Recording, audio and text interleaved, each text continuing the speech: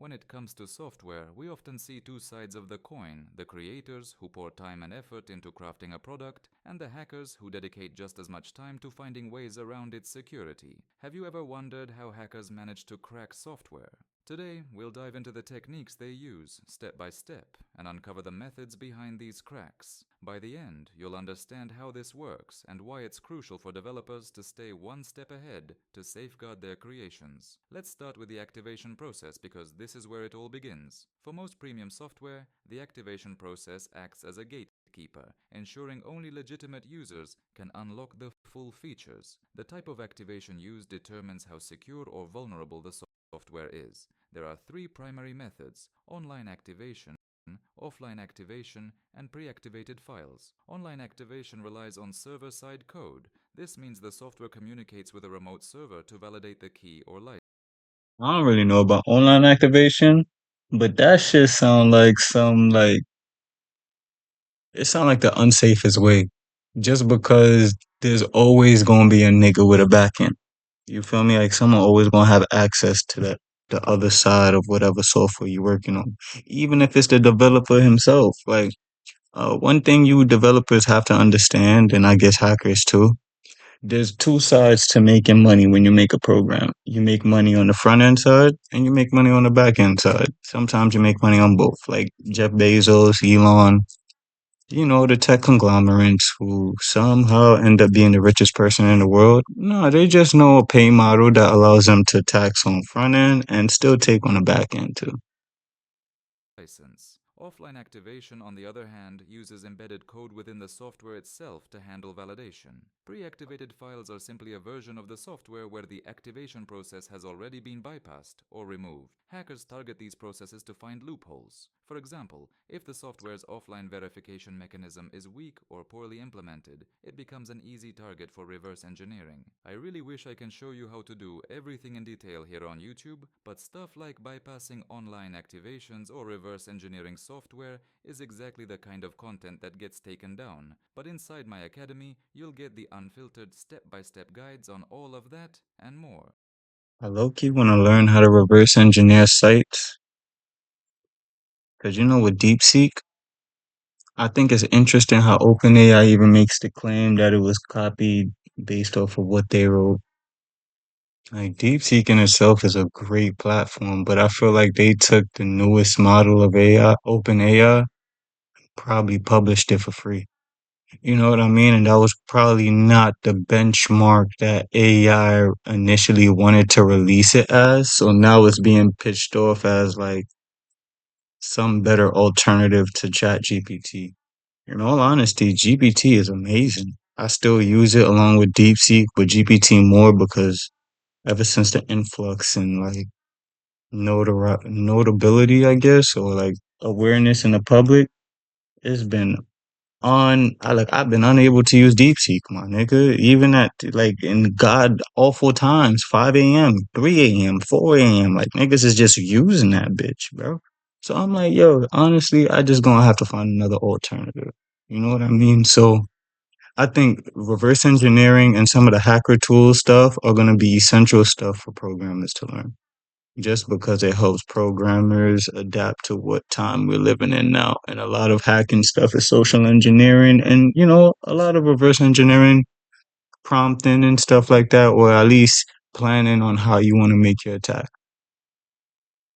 For the next 48 hours, use the code HACKER30 to get a 30% discount on your membership, which is only $19.99, barely the cost of a single cracked license, and you're going to make way more than that with the skills you'll gain. Plus, you'll have me there every day to guide you, answer your questions, and help you grow. You're supporting the channel, and together, we'll make this your dream job. Click the first link in the description, can't wait to see you there. Speaking of reverse engineering, this is the bread and butter of software cracking. It's a technique hackers use to disassemble and analyze a program's code. The goal is to understand how the software works, where the activation mechanisms are located, and how they can be bypassed. Imagine taking apart a puzzle to see how each piece fits together, and then modifying one piece to make the puzzle easier to.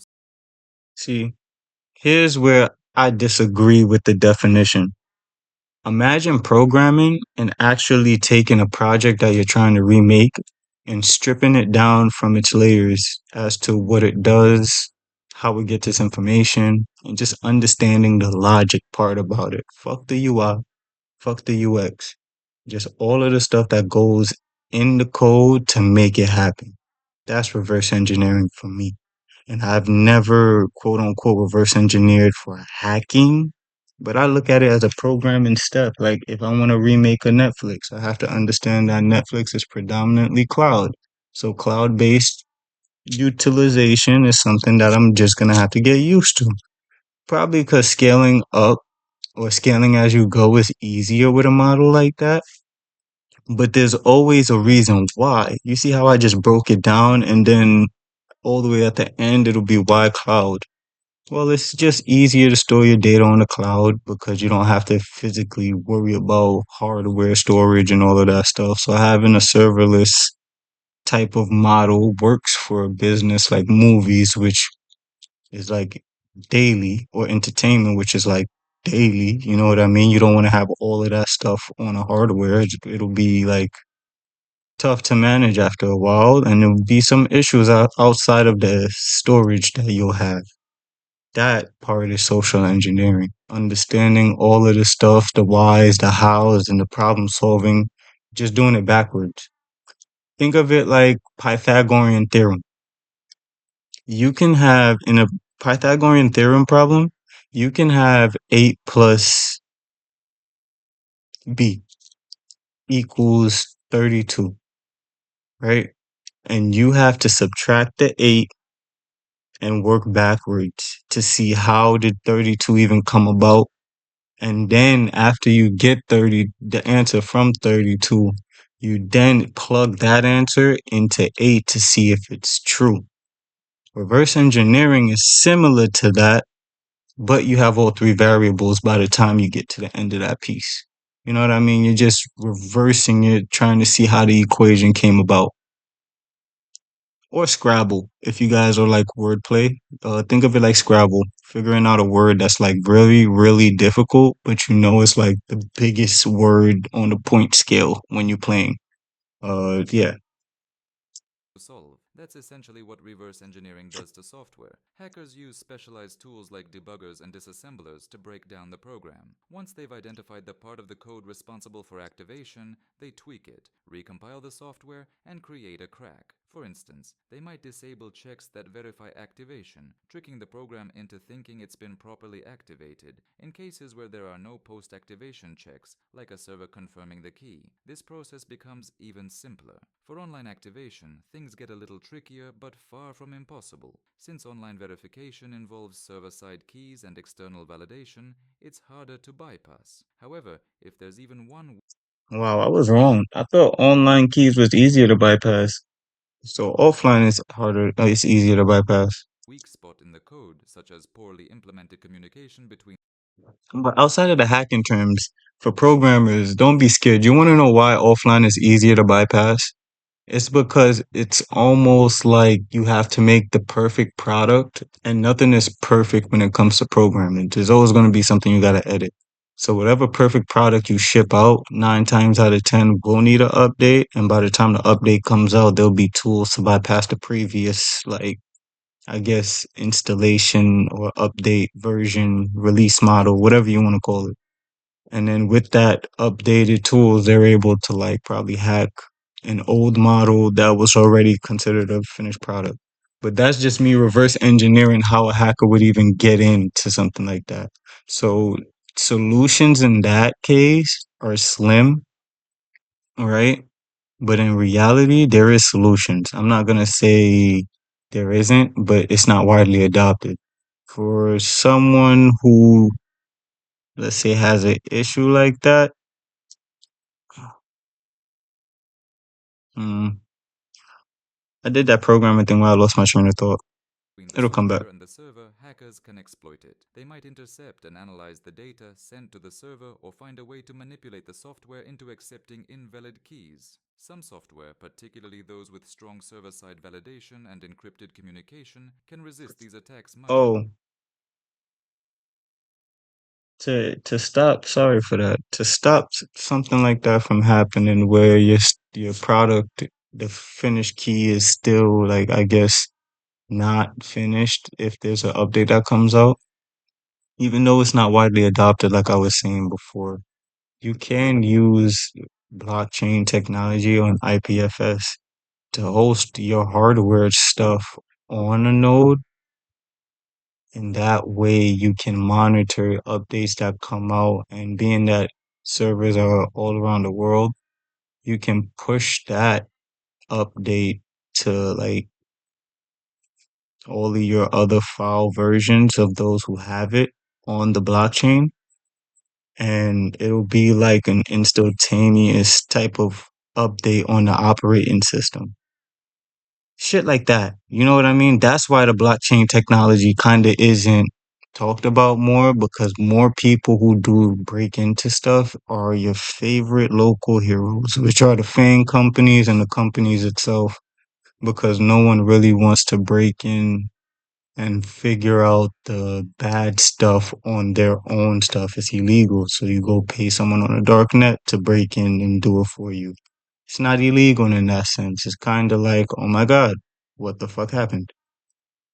All of those things, just to bring back to the main point, there are workarounds around like that specific issue of having it offline and being more dangerous than it being held online.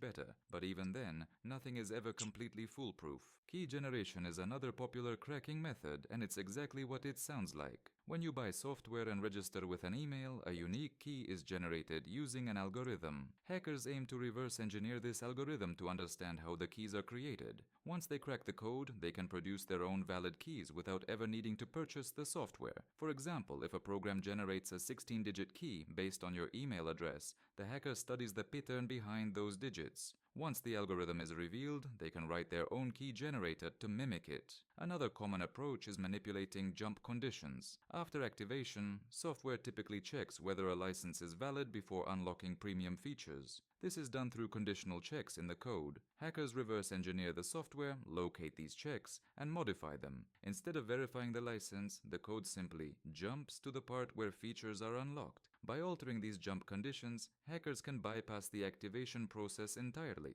Now that we've discussed how hackers crack software, let's look at how developers can protect it. First and foremost, secure coding practices are essential. Many vulnerabilities stem from poorly written or unoptimized code. For online activation, implementing strong server-side validation and encrypting communication between the software and the server can add an extra layer of protection. Additionally, using obfuscation techniques to make your code harder to read and reverse engineer can slow down potential attackers. Keep in mind that no software is completely uncrackable, but a well-secured program makes the process far more difficult and time-consuming, discouraging most hackers from even trying. By now, you should have a solid understanding of how hackers approach software cracking and the tools and techniques they use to bypass. Yeah, by now I know that when it comes to programming, and I'm just saying this now, it's best not to think too hard about how to secure your item. Because even during the course of building a program, the goal should be trying to understand it. Whatever MVP or product you push out should be based off of the understanding of what you have already. It should never be based off of the code.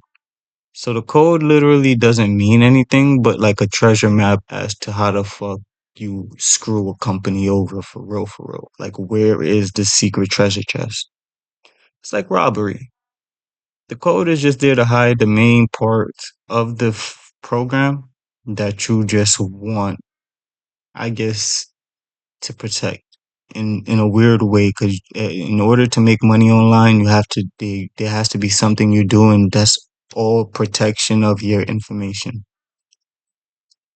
So if you're a programmer, you should always protect what information you're giving out. Don't protect all the information. And that's what I mean where I'm saying like don't think too hard about it. Don't protect all the information. Leave some breadcrumbs for hackers and other people who may not know, but help you build a better program along the way. Because you already got the leg up by making the program. You don't want to give them a leg up by thinking you finished it. Because thinking you finished it, they can start with the end in mind, which is reverse engineering. If they don't even know where you're going with certain things, then you're always a step ahead. You don't really have to worry about them ever like harming your company more than you'd like. You'd always have an offset. And we have to, I guess, come to terms with even though wrong is wrong, there's a level of wrong that you should allow when it comes to your software product because you can't kill every vulnerability in a program, but you can definitely mitigate a bunch. So don't secure yourself in the ways that you think. Just be cool about it. Finish the product and understand it, and then protect. And then always have the agile type of building the process, like continuing spurts. Hope y'all like this video, like, comment, subscribe, and I'll see you in the next one.